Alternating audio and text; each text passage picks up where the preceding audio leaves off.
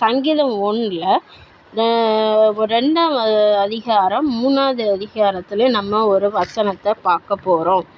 அது என்னன்னா, கர்த்தருடைய வேதத்தில் பிரியமாயிருந்து இரவும் பகலும் அவருடைய வேதத்தில் தியானமாயிருக்கிற மனுஷன் பாக்கியவான் என்று சொல்லும். ஏசப்பாவுடைய வேதத்தில் நம்ம ஏசப்பா வசனத்தை இரவும் பகலும் அவருடைய வேதத்தில் தியானமாக இருக்கணுமா. அப்போ நம்ம டெய்லியும் காலையிலையும் சாயங்காலமும் ஒரு அதிகாரத்தை நம்ம வாசித்தாலும் 2 அதிகாரம் முழுசாக வாசித்தாலும் ஏசப்பாவோட நம்ம பேசுறதுக்கு நேரம் கிடைக்கிறது. அப்போ நம்ம டெய்லியும் எப்போதும் வேதத்தை நம்ம வாசிக்கும் போது ஏசப்பா நம்மளோட பேசி கொண்டு இருப்பார். நீங்கள் எவ்வளோ கஷ்டத்தை சொன்னாலும் ஏசப்பா அதை கேட்டுக்கொண்டே இருப்பார். நீங்கள் சொல்லாத கஷ்டத்தையும் உங்களுடைய மனவேதனையும் ஆண்டவர் தீர்ப்பார்.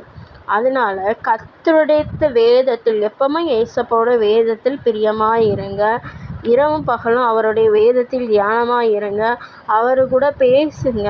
அவரோட தியானத்திலே காலையில் விடிய காலத்து எழும்பி நம்ம பைபிளை வாசித்து ஜெபம் பண்ணி ஆண்டவரோடு நடந்து போகும்போது எல்லா கெட்ட காரியங்களும் எல்லா தீமைக்கும் விலக்கி ஆண்டவர் நம்மளை பாதுகாத்து கொள்வார்.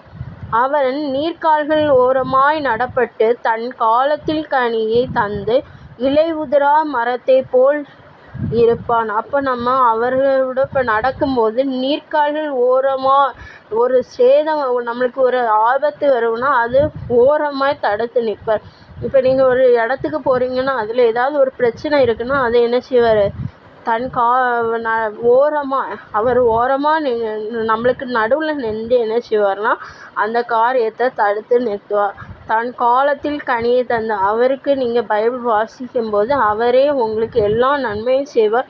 அவரே எல்லாத்தையுமே தந்து முடிப்பார். இலை உதிரா மரத்தை போல் இருப்பான். அவர் கூட வந்து நம்மளுக்கு எந்த பிரச்சனை, எந்த கஷ்டம், எந்த பாடு, எவ்வளோ பெரியது, யார் எல்லாம் உங்களுக்கு துரோகம் பண்ணாலும் எல்லாத்தையும் செய்து அவர் நீங்கள் செய்வதெல்லாம் ஏசப்பா என்ன செய்வாங்க, வாய்க்க பண்ணுவாங்க. நீங்கள் என்னென்ன காரியம் செய்கிறீங்களோ அதெல்லாம் வாய்க்க பண்ணி உங்களுக்கு ஆசீர்வாதத்தை தருவார். ஆமென்.